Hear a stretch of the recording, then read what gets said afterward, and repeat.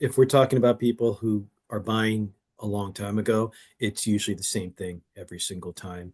And your story rings so true. And I could tell you like thousands of stories of people who bought property in the 60s, the 50s, the 70s, and think it's a cash cow, think it's a great investment property.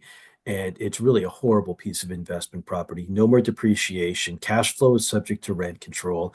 The appreciation is massive, but the return on the investment no longer makes sense. It's fully amortized, so there's no more loan and equity buildup or write-off, and it just sits there and they manage it. Then insurance goes up because of the fires, or there's something else that happens because the political tenant rights just make things worse, and the electrical has to be redone, and then the soft story requirements, and then the list goes on, Jeremy. But the same story comes out. This is a great piece of investment property. And then when you show them that it really isn't, and that the return is under 1.5%, and it really doesn't pencil well at all. And I talk to them, I go, look, you're 72 years old, you recently retired, so your income has taken a deep dip.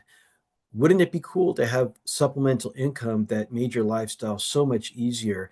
So I would say the DST and triple net assets are the exit strategy for these clientele.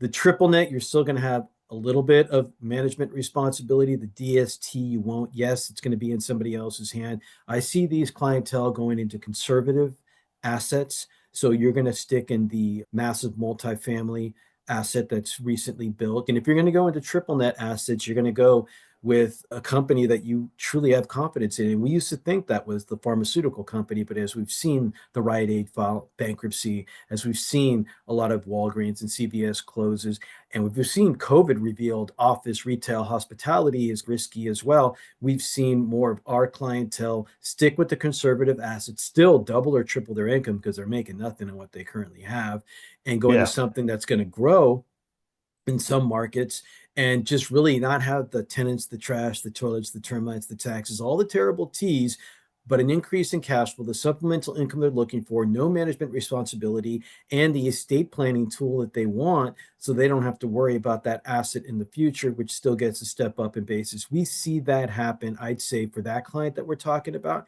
80% of the time. Easy. If you enjoyed that clip, you're going to love the full length video.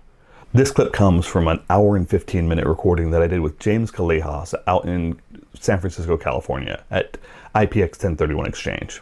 If you want to see that whole clip and watch him and I deep dive into everything we could think about for an hour and 15 minutes, here's the link to that full video.